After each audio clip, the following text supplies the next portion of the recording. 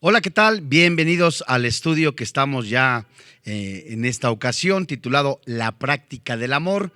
Todo ello en relación y basado en la carta a los Romanos que semana a semana hemos estado estudiando, y hoy con el favor de Dios veremos un título llamado La expresión misericordiosa de Dios. Y bueno, hemos estudiado desde el versículo 9 del capítulo 12 de la carta a los Romanos, y hasta el término de este capítulo vemos pues 20 mandamientos, enseñanzas que nos da el Espíritu Santo para mostrar el amor de Dios que ya ha sido derramado en nosotros, y que en la práctica precisamente de cada cristiano tiene que llevarse a cabo para mostrar ese amor tan maravilloso que solamente puede dar el Señor Jesucristo. Muy bien, vamos a leer el capítulo 12 desde el verso 14 hasta el 21, teniendo en señalamiento que solamente estudiaremos el versículo 17, que forma parte de estos 20 deberes, estos 20 mandamientos que da el Espíritu Santo en la carta del apóstol Pablo dirigida a los romanos. Y dice la Biblia, desde el verso 14 del capítulo 12, la Biblia dice: bendecid a los que os persiguen, bendecid y no maldigáis, gozaos con los que se gozan, llorad con los que lloran, unánimes entre vosotros, no altivos, sino asociados con los humildes. No seas sabios en vuestra propia opinión. No paguéis a nadie mal por mal, procurad lo bueno delante de todos los hombres. Si es posible, en cuanto dependa de vosotros, estad en paz con todos los hombres. No os venguéis vosotros mismos, amados míos, sino dejad lugar a la ira de Dios, porque escrito está: mía es la venganza, yo pagaré, dice el Señor. Así que si tu enemigo tuviere hambre, dale de comer; si tuviere sed, dale de beber, pues haciendo esto, ascuas de fuego amontonarás sobre su cabeza. No seas vencido de lo malo, sino vence con el bien el mal.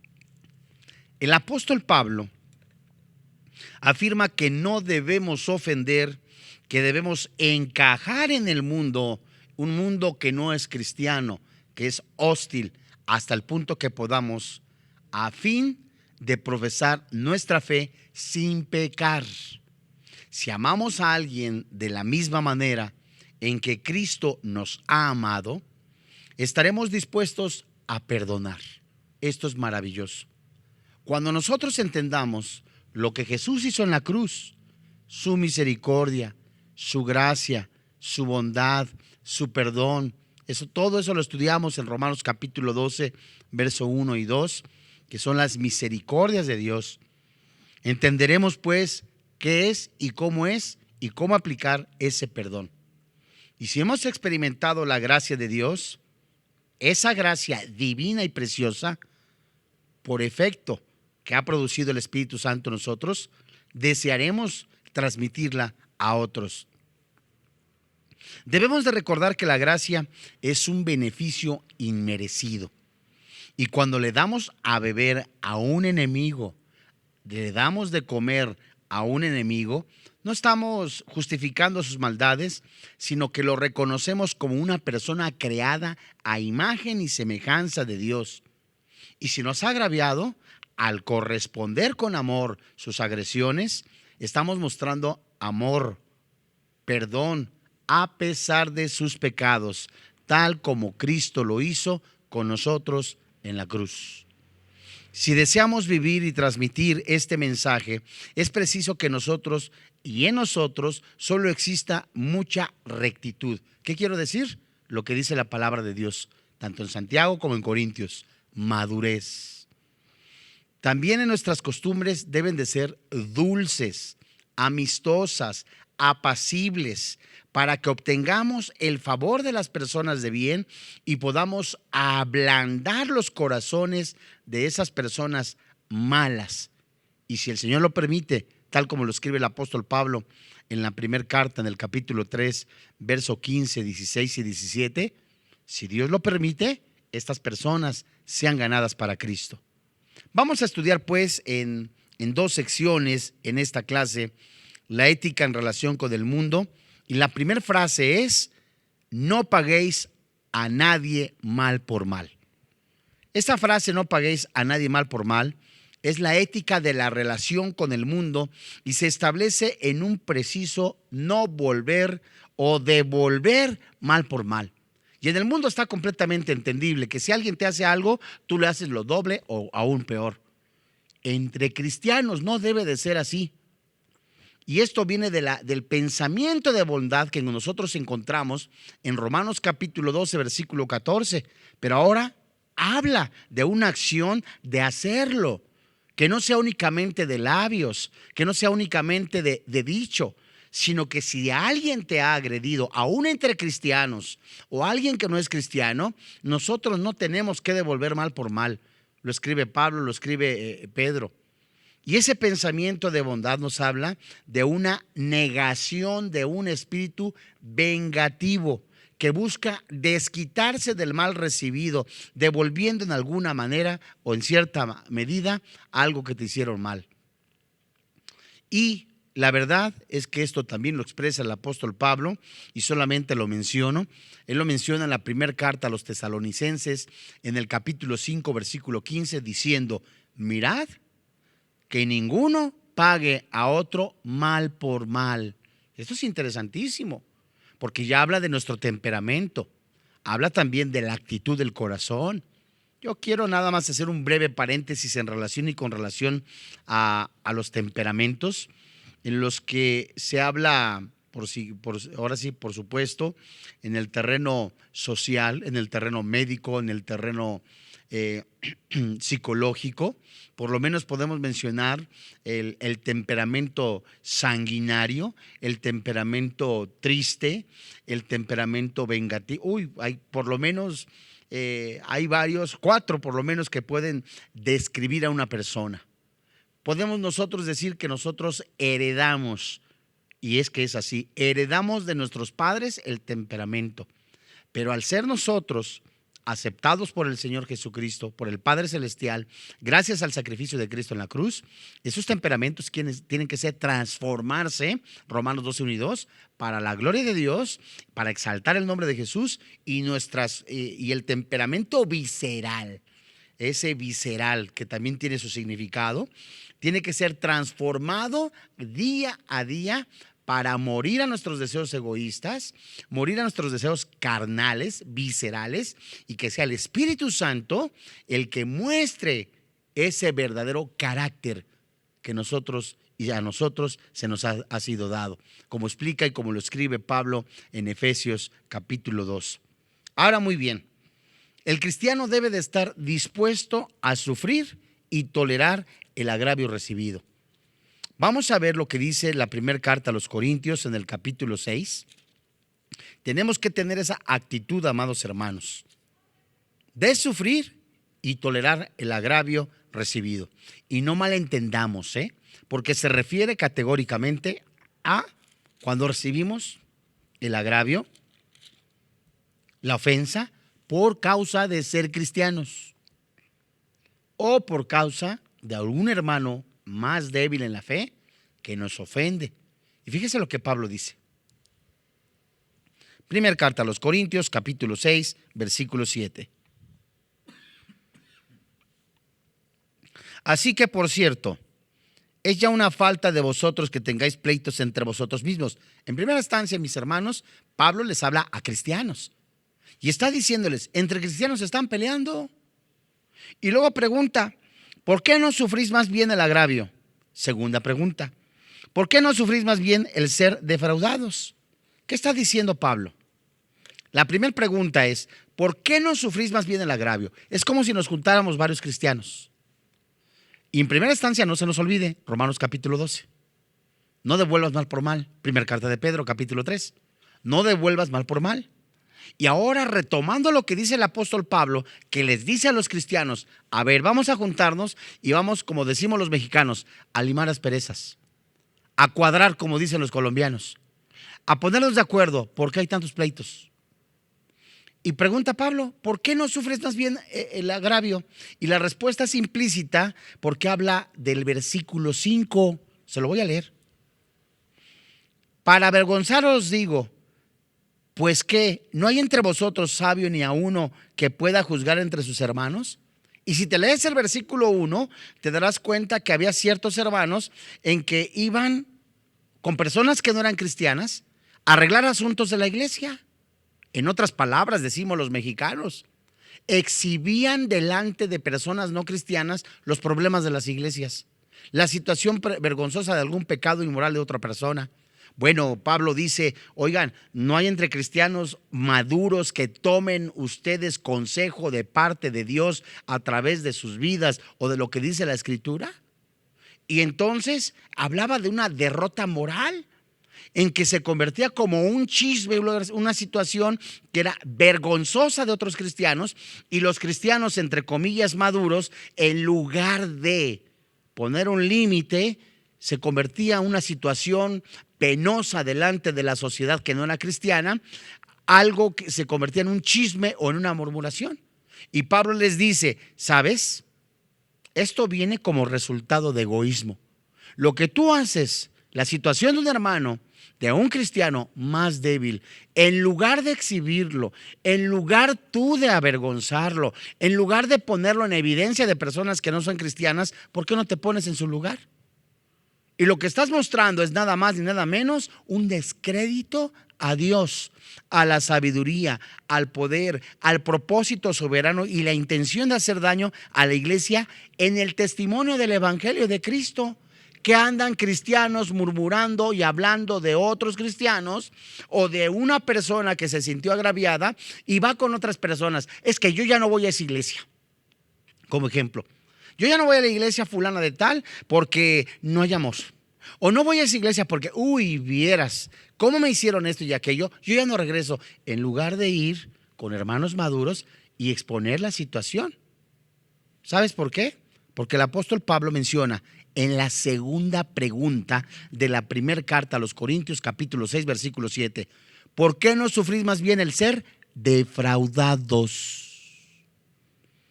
Y esta palabra defraudado nos lleva a que los cristianos no tienen derecho de insistir en un recurso legal en un tribunal público.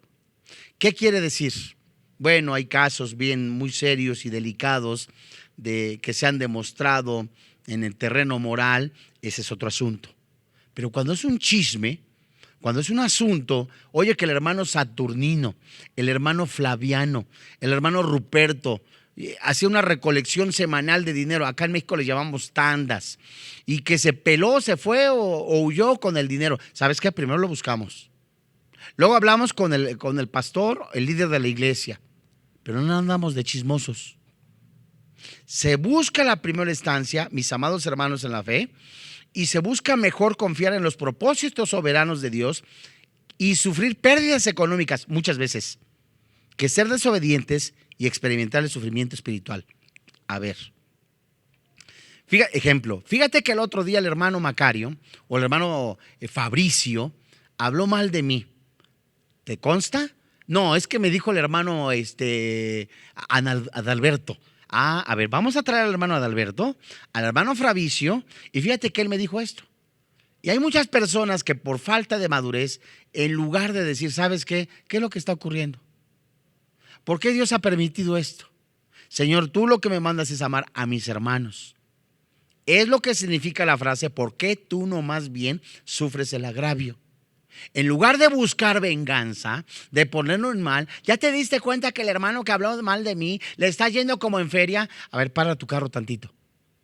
Lo que nosotros tenemos que hacer es mostrar el amor de Dios. Claro, en la carne nos pesa, nos duele, En la carne podemos tener arrebatamientos de ira, y no una ira santa, sino una ira visceral o carnal o sanguínea, en la que nosotros no podemos controlar nuestras emociones, hablar mal de una persona y tristemente hasta llegar a los golpes.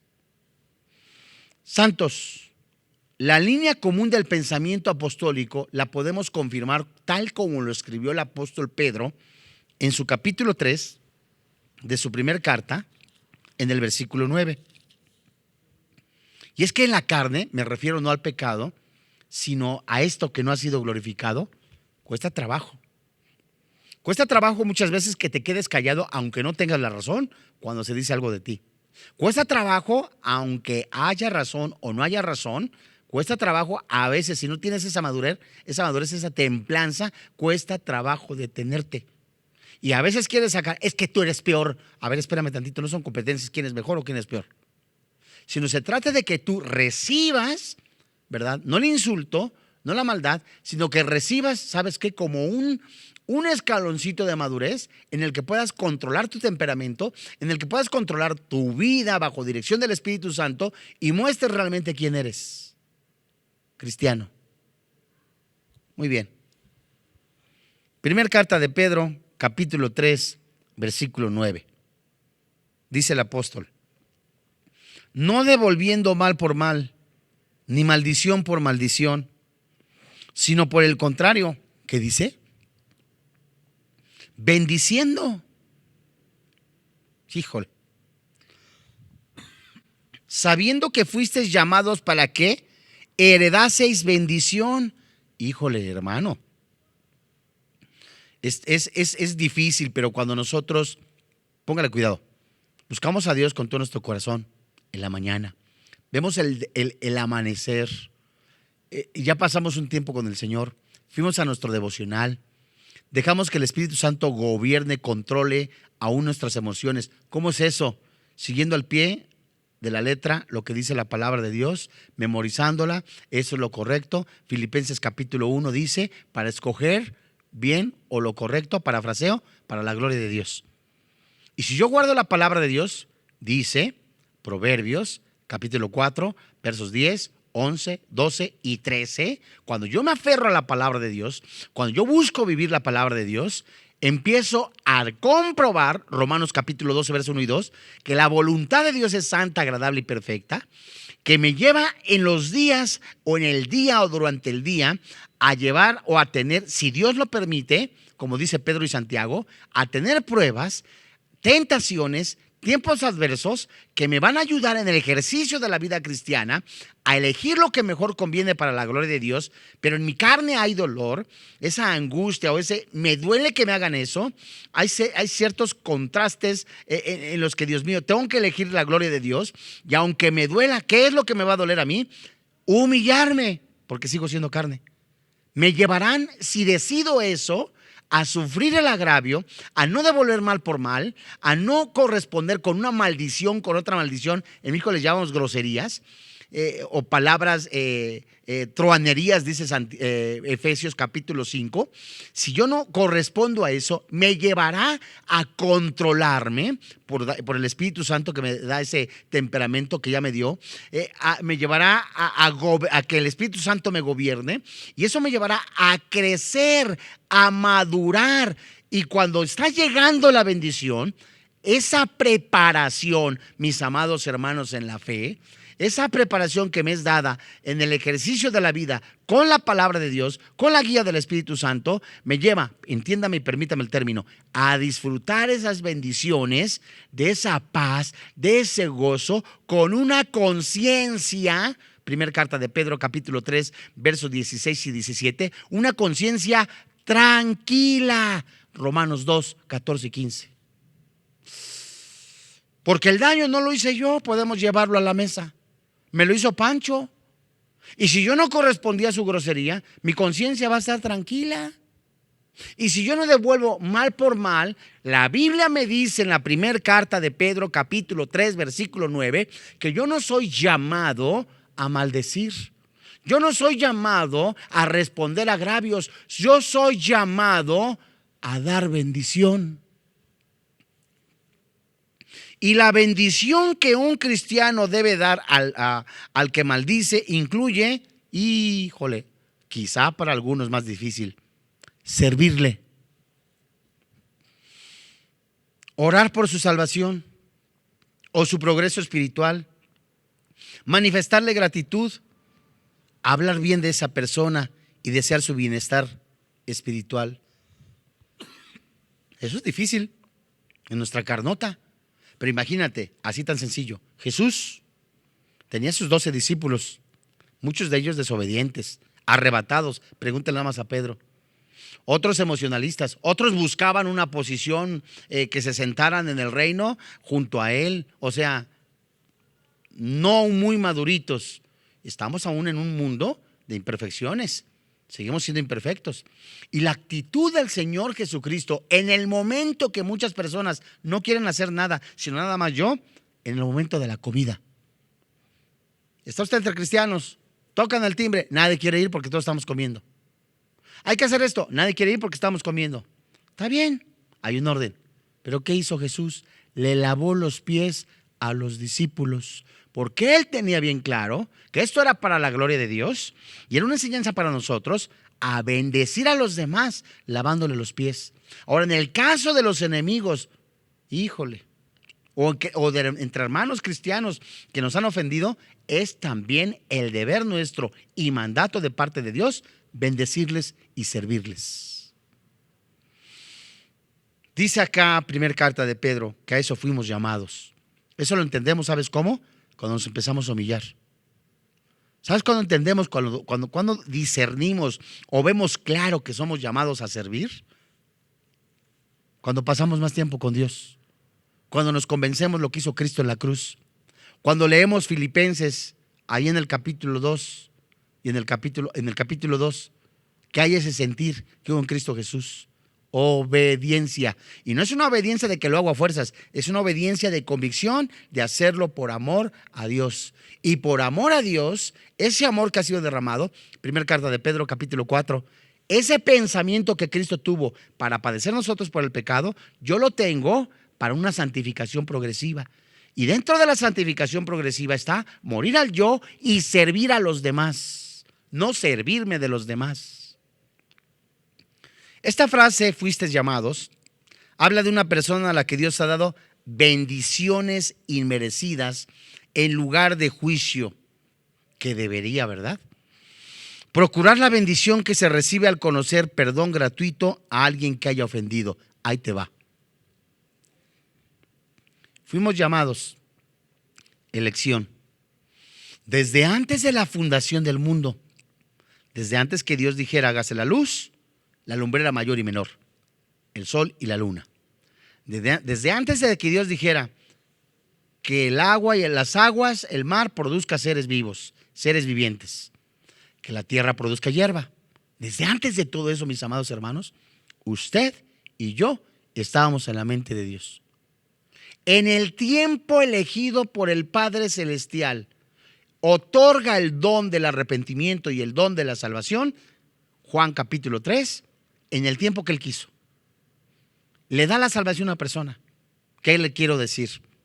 Usted nació, a lo mejor nació en una cuna cristiana, como se dice coloquialmente. No quiere decir que ya tiene la salvación, sino nació en una familia donde conocen la Biblia, mas no nació salvo. Bueno, pero hay personas que no nacieron en familia cristiana. Pasaron 10 años, 20 años, borracho, adúltero, afeminado, maldiciente. En el tiempo que todo ese tiempo pasó, fue borracho, fue adúltero, fue maldiciente. Hubo un tiempo señalado por Dios en que le otorgó la salvación, el don del arrepentimiento, el don de la vida eterna, y el Espíritu Santo sopló sobre ese espíritu de tal manera que es nueva criatura. Todo el tiempo pasado Dios estuvo esperando, no para que usted se arrepintiera, porque Dios le concedió el don del arrepentimiento. Me hace ver a mí que me concedió algo que nadie puede dar. Se llama perdón, gracia, misericordia. Entonces, en esa gracia y en esa misericordia que yo recibí de parte del Padre, que fue hasta después, en el caso mío, yo recibí a Jesús en 1991. Y había gente que ya había recibido a Jesús en 1980, en 1970. Algunos de ellos me predicaron, me compartieron a mí. Dios tuvo misericordia enviando a estos mensajeros a predicarme o a predicarle a otras personas. Y el tiempo pasado tuvo misericordia para que en el tiempo señalado por Dios recibiera yo a Jesús. ¿Qué le quiero decir? Que hay personas que aún no reciben a Jesús, o hay personas más pequeñas en Cristo, las cuales son un poquito más inmaduras que usted, a las cuales por la gracia y misericordia de Dios, usted tiene que mostrar esa gracia y misericordia de Dios que Dios le dio a usted para soportarlos. ¿Cómo le quedó el ojo? Y esta expresión visible nos da una identificación con Cristo. Vayamos a Romanos capítulo 5, versículo 8.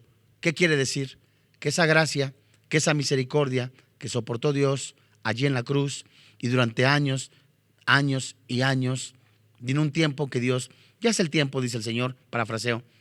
Ahora viene el don de salvación a Pancho López, a Macario, pero el tiempo anterior Dios estuvo esperando en su tiempo, en su kairos. ¿Qué quiere decir? Que yo tengo que soportar como Cristo soportó. Romanos capítulo 5, versículo 8. Y la Biblia dice, mis amados, mas Dios muestra su amor para con nosotros, en que siendo aún pecadores, Cristo murió. ¿Por quiénes? Por los señalados, por los elegidos, por nosotros. Y póngale cuidado. La Biblia de Estudio de Ginebra escribe este pasaje así: pero Dios, economía. Esta palabra economía tiene la idea de poner en marcha, demostrar, en glorioso contraste con lo que los hombres harán unos por otros. Y la frase su amor para con nosotros, en que siendo aún pecadores, nos habla, es decir, en un estado de no bondad, una bondad positiva ni tampoco de justicia negativa, sino por el contrario, pecadores, en un estado de su alma que aborrece. Hasta acá, ¿cómo podemos nosotros decir Romanos 5:8? Mas Dios muestra o pone en marcha o pone en camino o muestra un glorioso contraste entre todos los hombres. ¿Qué le quiero decir? Que no hay ningún hombre, ninguna religión, ningún estado sectario en que se pueda mostrar de una manera tan gloriosa el amor de Dios más que en la persona del Señor Jesucristo. Y siendo, dice el apóstol Pablo, habiendo yo sido blasfemo, perseguidor e injuriador, fui recibido a misericordia. Y esa misericordia, que es ponerse al lado del miserable, ponerse al lado del necesitado, se mostró en la persona del Señor Jesucristo. Es como si nos paráramos en un auditorio y viéramos, todos son pecadores, perversos. Aún hasta el que dice que no tiene pecado es mentiroso. Aún hasta aquel que dice, ¿es pecado acaso nada más trabajar? Tu Dios es el trabajo o el dinero. Todos esos, no hay uno solo, no hay quien entienda, no hay quien busque de Dios. Uno solo, Dios el Padre Celestial, se manifestó en la persona del Señor Jesucristo e hizo la diferencia, poniéndose en nuestro lugar, recibiendo el castigo que nosotros merecíamos y mostrando la bondad, la misericordia, poniendo en marcha la diferencia de ese amor que murió por nosotros Jesucristo. Él es una inferencia abrumadora, enfáticamente redoblada. Cristo Jesús. Póngame usted la religión que quiera, la que usted dice que tiene desde sus abuelos, la católica, los mormones, los testigos de Jehová, ¿verdad? Los testigos de Jehová predican según la palabra, pero hacen obras para ser salvos. Y si usted le pregunta ¿dónde va a pasar la eternidad? No lo saben. Si usted le pregunta a un católico ¿dónde va a pasar la eternidad? No lo sabemos, porque vamos después a lo mejor al purgatorio. Y ahí quién sabe, porque si las benditas ánimas del purgatorio, bueno, nadie sabe. La Biblia nos contesta: o hay cielo o hay infierno. Y hay un solo camino. Jesucristo es el camino y la verdad y la vida. Nadie va al Padre si no es por el sacrificio expiatorio del Señor Jesucristo, el que se puso en nuestro lugar. Él recibió en su cuerpo el castigo que usted y yo merecíamos. Y el Espíritu Santo, el propio Espíritu de Cristo, lo levanta de entre los muertos, venciendo a la muerte y concediéndole a usted y a mí, a los elegidos, el don del arrepentimiento, el don de la salvación. Eso se lo denomina amor, misericordia. Y de esa manera, en esa intención, nosotros tenemos que amar a los demás. Cualquiera que se quiera seguir a Jesús, tome su cruz a diario. Es la demostración en los creyentes de la misericordia de Dios, esa misericordia divina. Vamos a compararlo con Juan capítulo 10, en el verso 11. Juan capítulo 10, versículo 11. Dice la Biblia, muy bien: yo soy el buen pastor, y el buen pastor su vida da por las ovejas. Fíjese usted que aunque esto puede decirse de los pastores literales, quienes incluso por su rebaño, como David, el rey David, se han encontrado con el león y el oso a riesgo de sus propias vidas. Y todavía más de pastores fieles que, como los primeros obispos de Roma, han sido los primeros en desafiar la furia de sus enemigos contra el rebaño confiado a su cuidado. Sin embargo, aquí, sin lugar a dudas, apunta a la lucha que iba a resultar en la entrega voluntaria de la propia vida del Redentor para salvar a sus ovejas en la destrucción. Es decir, Jesús, tipificando Salmo 23. Cuando el buen pastor, y David que lo escribió, apuntando como él, como un pastor de ovejas, se enfrentó al león, a osos, para defender a las ovejas. Y el buen pastor, que es el Señor Jesucristo, dio su vida por los elegidos para salvar a las ovejas y darles vida eterna. El cristiano, como pastor, como padre de familia, como maestro, como pastor de iglesia, tiene que tener la actitud del rebaño de defenderlas. Por eso no se permite la maldad, el devolver mal por mal, el pecado en el rebaño, porque somos una unidad en Cristo. Efesios 4, un solo cuerpo, un solo espíritu. Y una sola gotita de maldad, de pecado, de rencillas, de venganza en el corazón de una persona, dice Hebreos, puede traer amargura, división. Por eso no devuelvas mal por mal. Tu enojo, airaos, dice la Biblia, pero no pequéis. Airaos, o sea, se vale que te enojes. Lo que no se vale es que guardes rencor. Lo que no se vale es que llegue hasta la noche. ¿Qué quiere decir? Ay, este era el hermano Macracio, el hermano Saturnino, me la hizo, me la va a pagar. ¿No? Atentas, como hijos de Dios, al cuerpo de Cristo. Ve ya antes de que, ahí estás en la iglesia, sí, te encanta que te vean que echas ahí a la ofrenda. Antes de que eches tu ofrenda, mi amadísimo hermano en la fe, ponte a cuentas con el hermano. Ese hermano que te cae gordo, el que te hizo un mal, ponte a cuentas con él, porque somos un cuerpo en Cristo Jesús y tenemos que tener cuidado de la unidad en Cristo Jesús. Y es importante entender aquí que no devolver mal por mal lleva aparejado el sufrir sin reclamación alguna cuando alguien no actúa bien. El legalista no entiende esto porque vive bajo la orientación de la justicia que demanda el castigo de transgresor. Mire, yo les voy a contar un chisme cristiano. Hace, ¿qué será? Como 30 años. Más o menos, una cosa así. Alguien me acusó, estaba yo en un ministerio, de algo que no era cierto. No era con mujeres, no, era otra cosa. Y esta persona me acusó, es que el hermano David es así, así asado.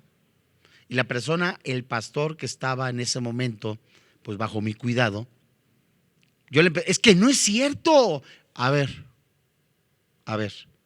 me citó primera carta de Pedro, me citó Romanos y me dijo, tú eres un siervo de Dios.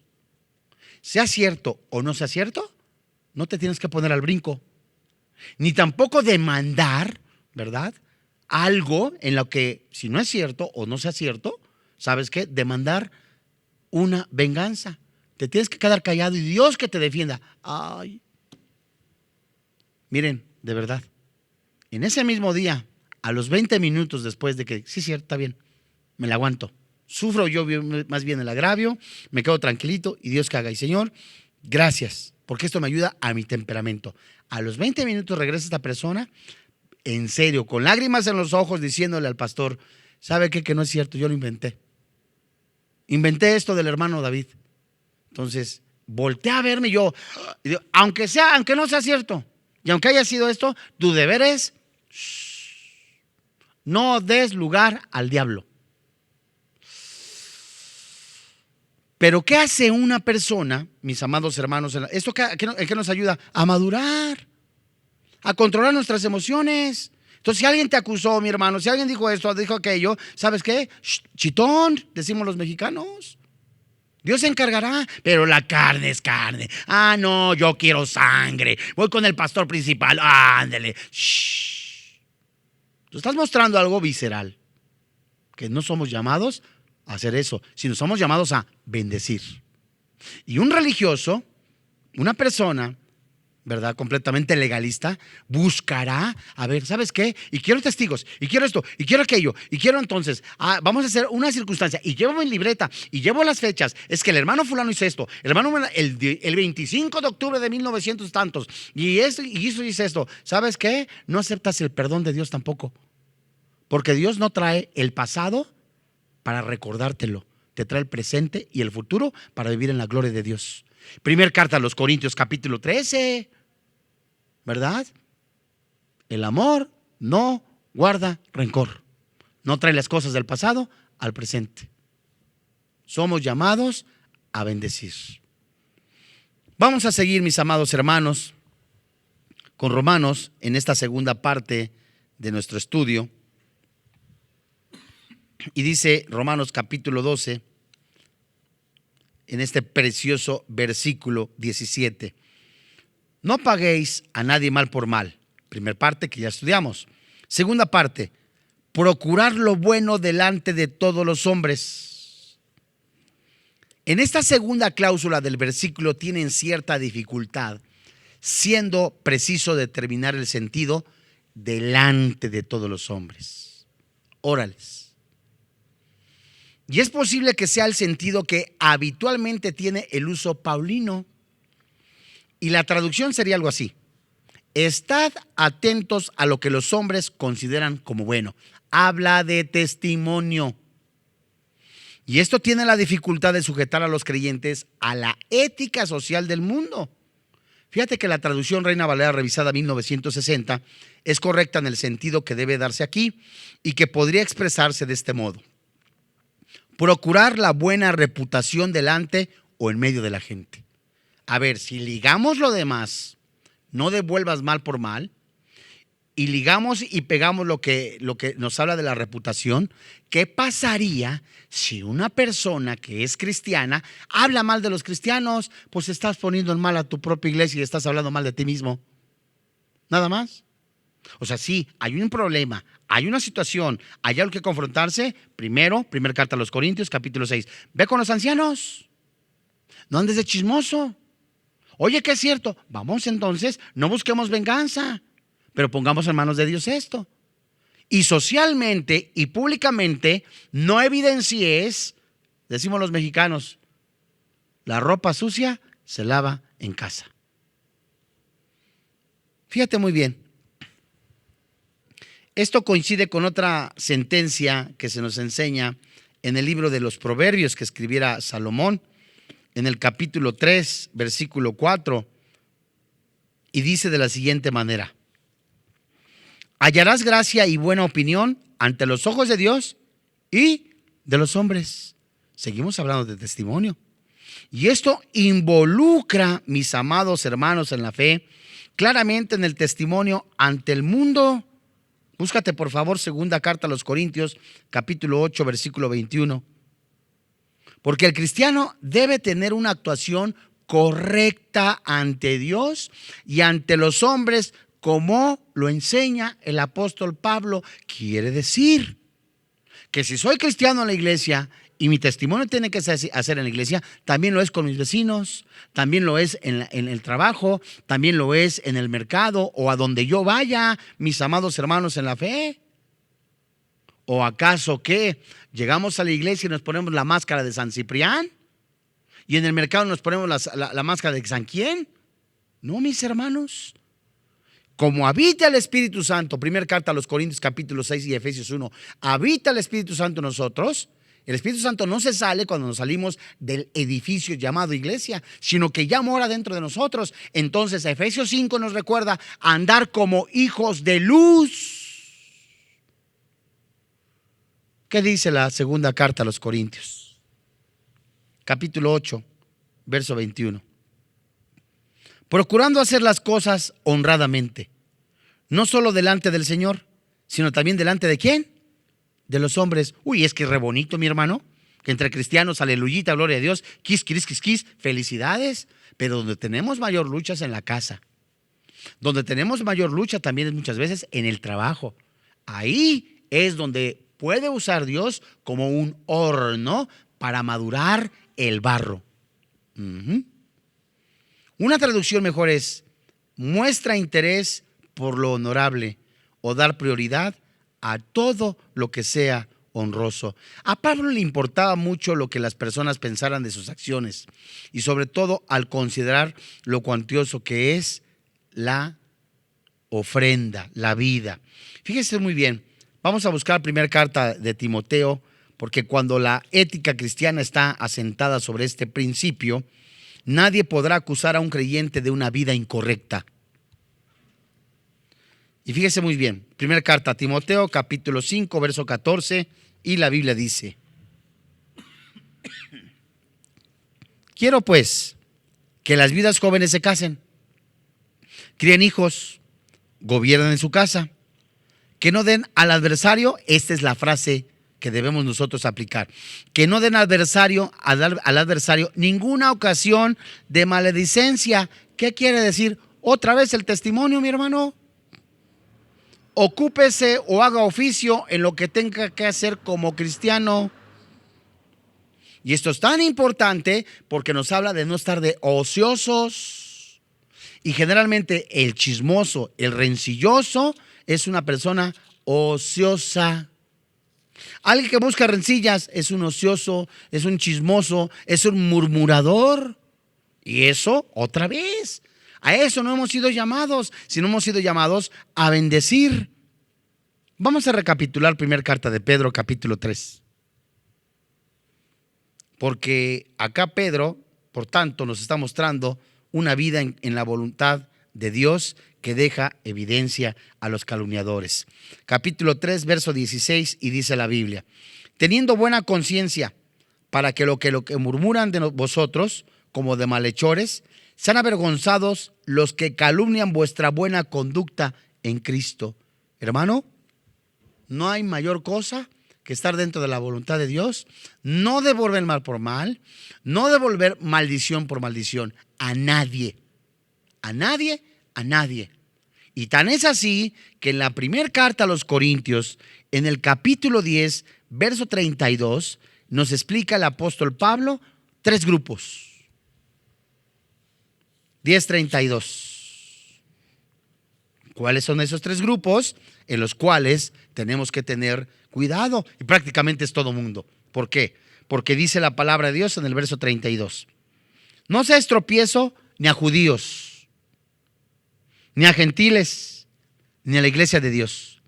Estos 3 grupos abarcan a toda la humanidad y debemos de tener cuidado de no ofender ni a judíos, ni a gentiles, ni a la iglesia de Dios.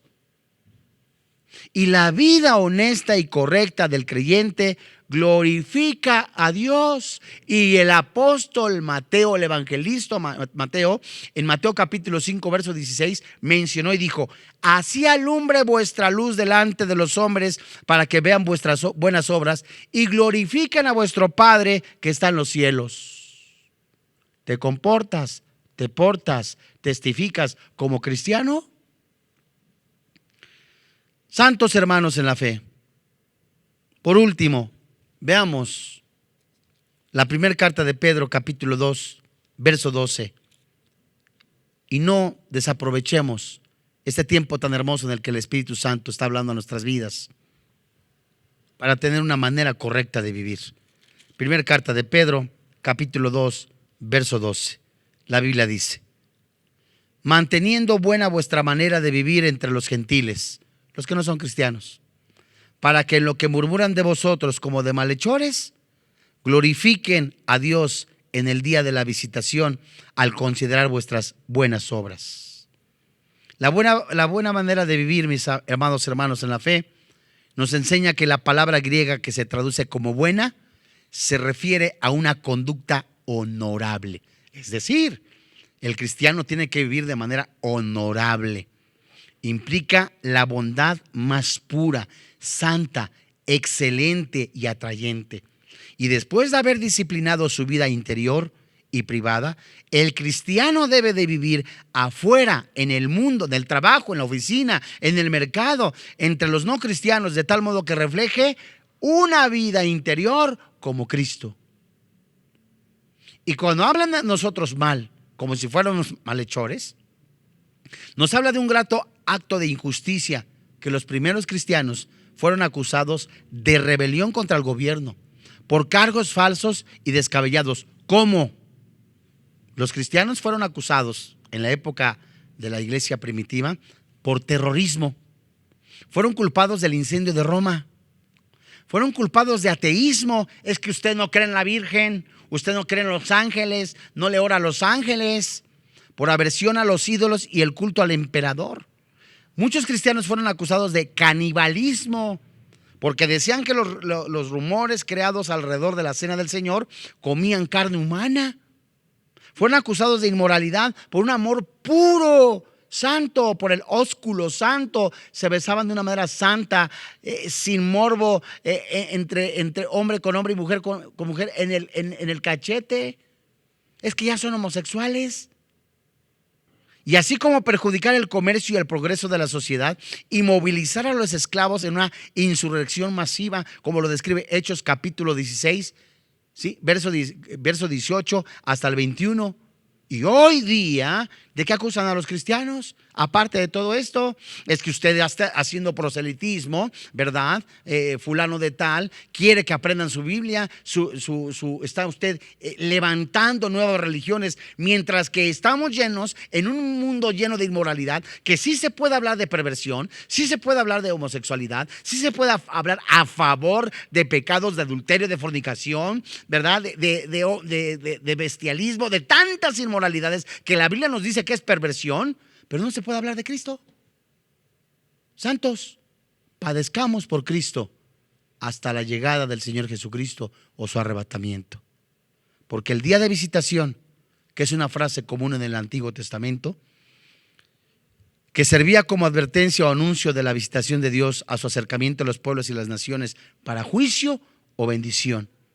En el Nuevo Testamento la visitación divina habla de salvación. Pedro enseña aquí que cuando la gracia de Dios visita el corazón de un incrédulo, él mismo responde con fe salvadora, glorifica a Dios porque recuerda el testimonio de los creyentes que ha observado.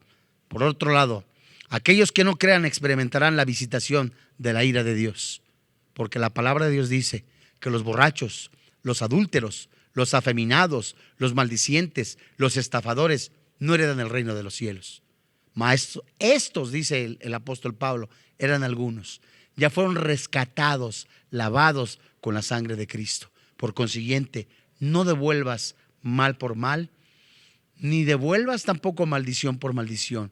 Entre tanto, en que en lo que viene el Señor Jesucristo nos arrebata, glorifiquemos el tiempo que nos quede de vida con nuestra vida al Señor Jesucristo. Vamos a orar. Padre, en el nombre del Señor Jesucristo, hoy delante de ti, te pedimos primero que sigas revisando nuestra vida, sigas revisando nuestro corazón.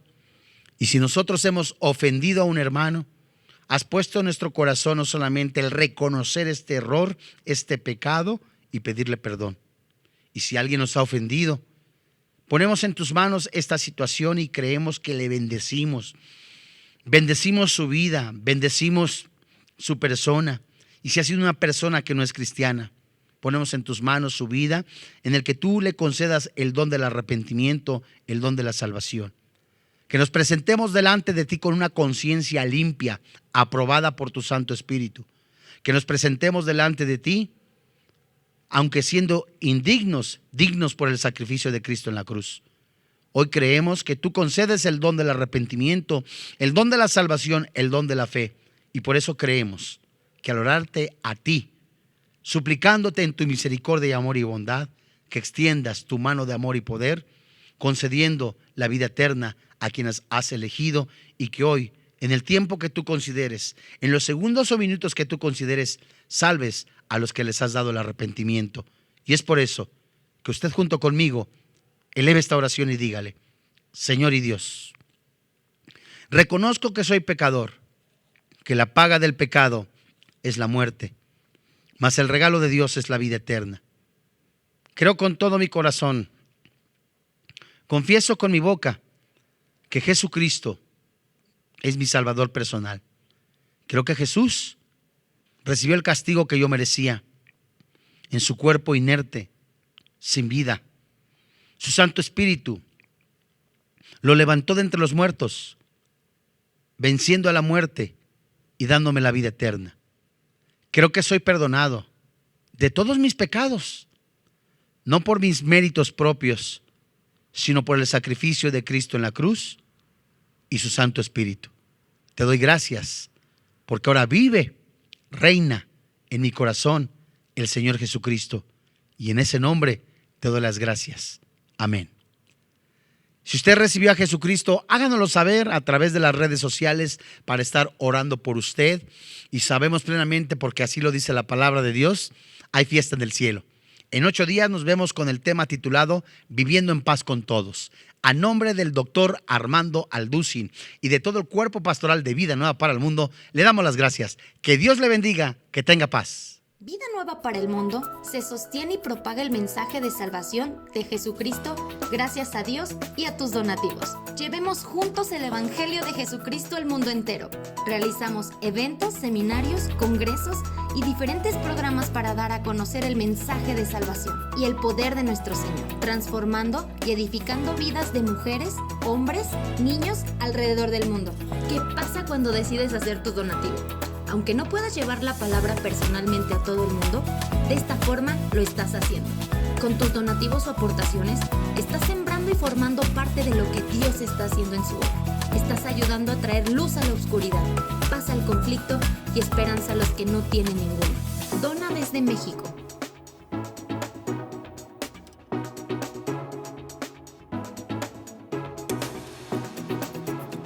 Dona desde Estados Unidos.